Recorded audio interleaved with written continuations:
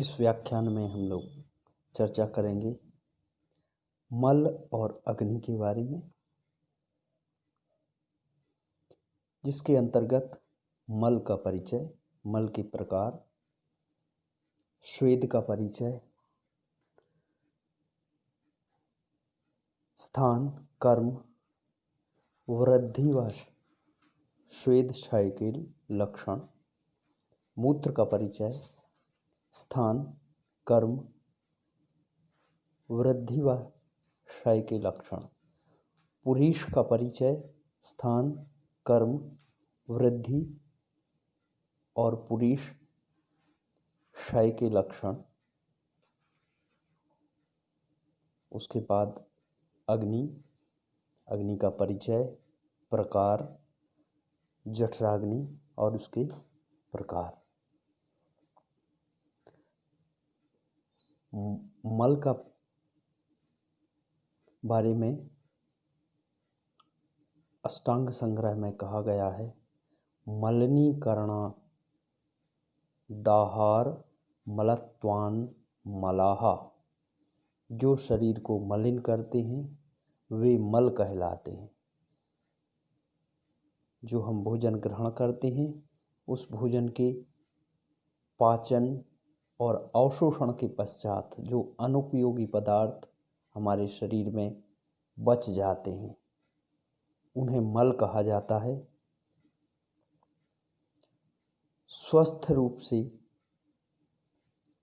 शरीर को धारण करने के कारण इन्हें देह का मूल भी कहा जाता है। यदि मल के निष्कासन में कमी अधिकता हो जाती है तो हमारा शरीर रोगी हो जाता है। जैसे कि कहा भी गया है, जायन्ते विविधा रोगाः प्रायशो मल संचयात् सर्वेषामेव रोगाणां निदानं कुपिता मलाः। अर्थात विविध प्रकार के रोग मल के संचय होने पर हो जाते हैं और सभी रोगों का निदान कुपित मल को बाहर निकालना है। मल के प्रकारों की अगर हम बात करें तो धातुओं का निर्माण होता है, अगली धातु का जो पोषण होता है, उसके बाद सूक्ष्म पोषक तत्व और सूक्ष्म मल पदार्थों का निर्माण भी होता है। सप्तदूष्यो मलः मूत्रकृश स्वेदादयोपि च। अर्थात सातों धातुओं के मल, साथ ही मूत्र, पुरीष, स्वेद, अधोवायु, विकृत कफ, पित्त, कर्ण, नासिका, नेत्र, मुख और जननावयवों से मल निकलते हैं। साथ ही केश, रोम, नख और हमारी त्वचा से भी मल निकलते हैं। तो मूत्र और पुरीष को मुख्य मल माना गया है। अब हम स्वेद की बात करते हैं। स्वेद की परिभाषा देते हुए चरक ने कहा है, मल स्वेदस्तु मेदसः। स्वेद मेद धातु का मल है। स्वेद का मूल अर्थात उत्पत्ति स्थान मेद व रोमकूप है। मात्रा की बात करते हुए कहा गया है, तदुदकम दशांजलि प्रमाणम। शरीर में स्वेद की मात्रा 10 अंजलि प्रमाण होती है। स्वेद के कार्यों की चर्चा करते हुए कहा गया है, स्वेदः क्लेदत्वक् सुकुमार्यकृत। अर्थात शरीर में क्लेद, त्वचा की आर्द्रता और सुकुमारिता को बनाए रखना स्वेद का कार्य है। स्वेद वृद्धि से त्वचा में दुर्गंध, कंडू उत्पन्न हो जाता है, अर्थात खुजली, या फंगस कह सकते हैं कंडू को हम। स्वेद वृद्धि के लक्षणों की चर्चा करते हुए कहा गया है कि स्वेद वृद्धि होने से जो लक्षण दिखाई देते हैं, स्वेदनाश, अतिस्वेद, शरीर में रुक्षता, अति चिकनापन, अंगों में जलन, रोमहर्ष आदि। स्वेद क्षय के लक्षण रोमकूपों का अवरोध, त्वचा की रुक्षता, त्वचा का फटना व रोमपात होना। स्वेद क्षय के लक्षण कारण जो हैं उनकी चर्चा की जाए तो व्यायाम, अति धूप, शीत, उष्णता का व्यतिक्रम से सेवन, क्रोध, शोक और भय के समय भी स्वेद क्षय होता है।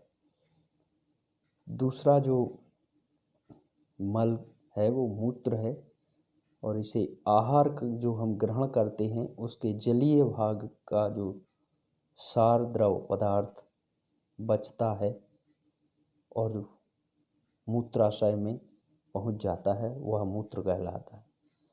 मूत्र के कार्य शरीर को आर्द्रता प्रदान करना, विषैले पदार्थों को बाहर निकालना। मूत्र क्षय के लक्षण वस्ती प्रदेश में जलन, मूत्र निष्कासन के समय पीड़ा, मूत्र की कमी, रंग का विवर्ण होना, अधिक प्यास लगना तथा मुख का सूखना आदि।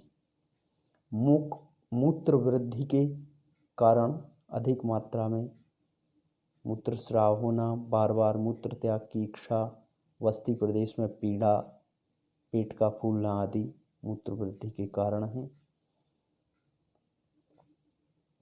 मूत्र वेग में भी जल पीना, वेग रोकना आदि। पुरीष की बात करें तो पुरीष जो किट्ट भाग होता है हमारे मल का, उसको पुरीष कहते हैं। पक्वाशयं तु प्राप्तस्य शोष्यमाणस्य वायुना परिपिंडित पक्वस्य वायु स्यात् कटुभावतः। आहार के पाचन के पश्चात जलीय अंश और पोषण को सुखाकर जो पिंडीभूत भाग बचता है वह मल पदार्थ पुरीष कहलाता है। पुरीष के कार्य शरीर को धारण करना, अवशिष्ट पदार्थों को शरीर से बाहर निकालना। पुरीष क्षय के लक्षण हृदय, पार्श्व, आंत्र में सशब्द वायु का कष्ट देते हुए ऊपर को जाना पुरीष क्षय के लक्षण हैं। पुरीष वृद्धि के लक्षण कुक्षी अर्थात पेट के निचले हिस्से का फूलना, पीड़ा और शरीर में भारीपन आना।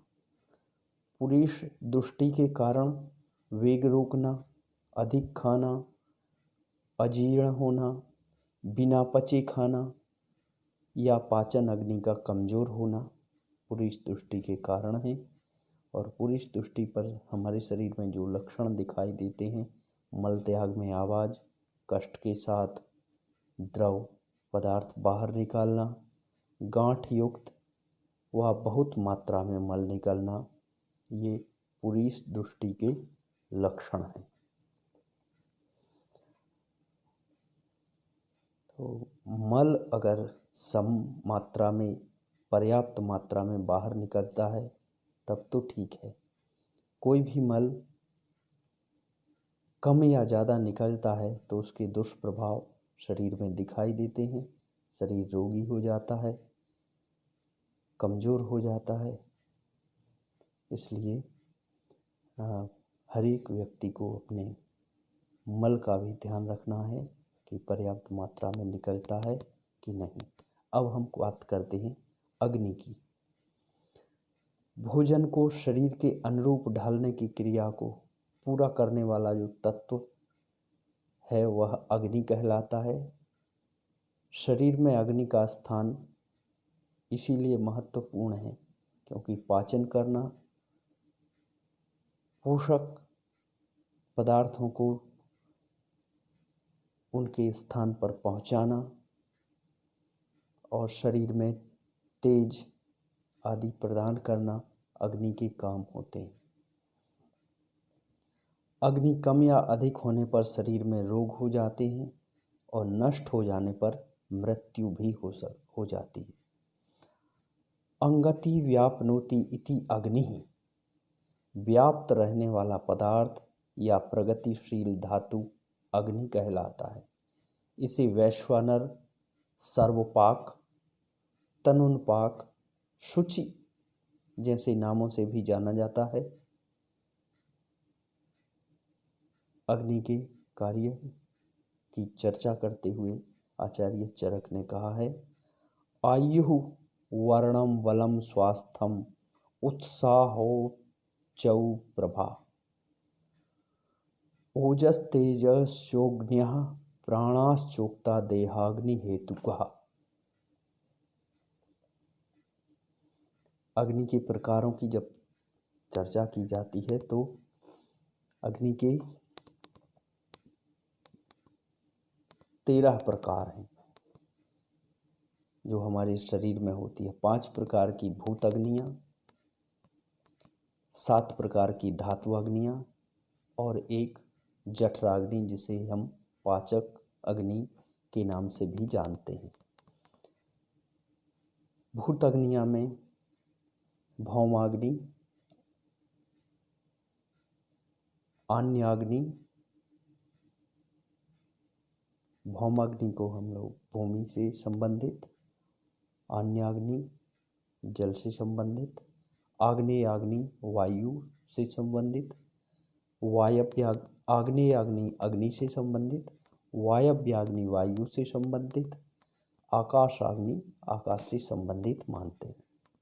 धात्वाग्नियों में सभी धातुओं के साथ अग्नि को जोड़कर रसाग्नि, रक्ताग्नि, मांसाग्नि, मेदाग्नि, अस्थ्याग्नि, मज्जाग्नि, शुक्राग्नि पुरुषों में और रजोग्नि स्त्रियों में पाई जाती है।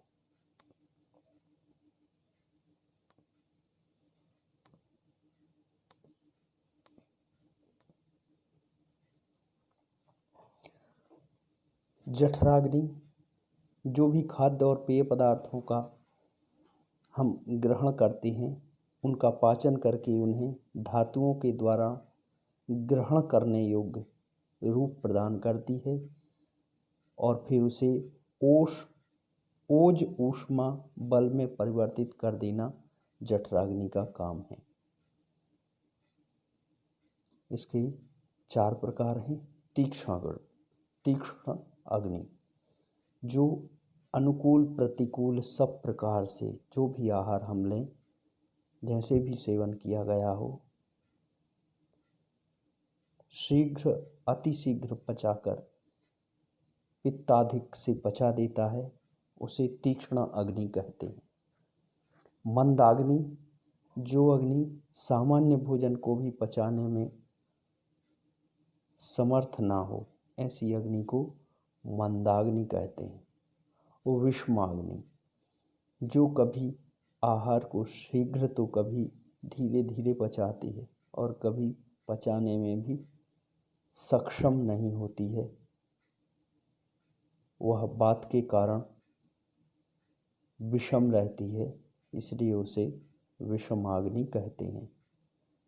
समाग्नि भोजन की परिमित यथोचित मात्रा को एक निश्चित समय में अच्छी तरह से पचाने में जो सक्षम होती है उसे समाग्नि कहते हैं। तो पाचन में अग्नि का मुख्य कार्य है और अग्नि की सम अवस्था शरीर को स्वस्थ रखती है, तेज ओज प्रदान करती है और विषम कम या ज़्यादा होना शरीर में रोगों को आमंत्रित करती है, शरीर को कमज़ोर करती है। आज का हमारा ये व्याख्यान यहीं समाप्त होता है। नमस्कार।